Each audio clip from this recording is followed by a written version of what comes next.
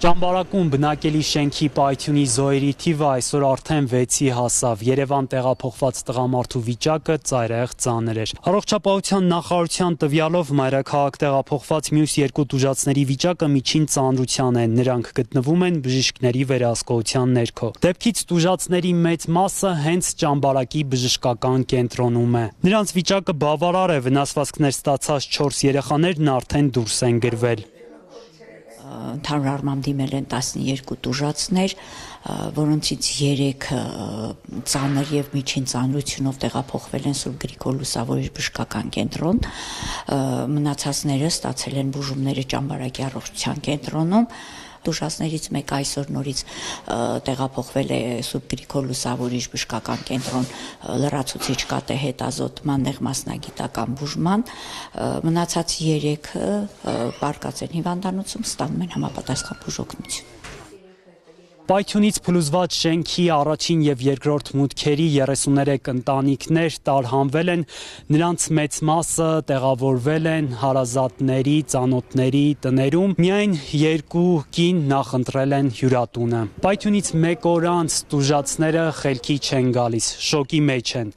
Սարսափ մեկ բառով են նկարագրում երեկվա տեսածն ու զգացածը։ Նրանք կարծել են, թե պատերազմ է սկսվել։ Արթնացել եմ, կինեմ, երեխես քնած է, ճաշ սարքեմ, հաց ուտենք։ Ավլում եմ միջանցքը տղաջան, մուտքի դռան դեմում։ Ավլում եմ այդ գմփած, ասինք թուրքի սնարյադ է։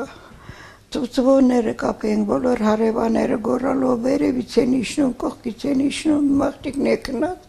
ամեն ինչ է թափվել ավրեն, չեմ կարող աղջկան հասնեմ։ Հրաշքով փրկվել ենք։ Կուզենայի մեր բոլոր հարևաններն էլ հրաշքով փրկված լինեին։ Ես փախատանից հասա պատիեզը տեսա չեմ կարող իջնեմ, որովհետև պատիեզը ուռել էր։ Հետո հետեկա տուն, հարևանի ձայնը լսել եմ ու վազելով ես դուրս եկել, որովհետև հարևանուհիս օգնություն էր կանչում։ Քանի հոգով եք եղել։ Ես մենակ եմ եղել, հա, հարևանուհիս են մենակ եղել, ինքը ընկել էր 4 հարգից 3-րդ հարկ։ Ես իրան պատուհանից իջացրել եմ, միջև հասցրել եմ բանը, միայն խոսալով, որ խոսացել եմ, որ դու սարի էս ինչ կոմով, եթե լույս ես տենում, ուղիղ լույսին գնա։ Ինքդ ես լույսին գնալով իջել է առաջի հարկ։ Դեպքի օրը ես քնած եմ եղել, ճիշտն ասած, առավոտյան պայթուն կար, բայց քնած ժամանակ այդ պայթունը ինձ թվացել է երազից մեջ եմ։ Դե փաստացի տեղ սերվանտ ունեինք, այդ սերվանտը երևի ինձ պահել, Աստված է պահել, չգիտեմ, այդ սերվանտի հետևի պատը ինքը երկրաշարժի ժամանակ ճաքա ունեցել ու երևակայ, որ ասում են Աստված կա, իրոք նա պահել է ինձ էլ, մամային էլ, մաման միջանցքում աղել այդ պահին, միջանցք ավլելուս ա եղել, որ այդ պայթունն եղել է,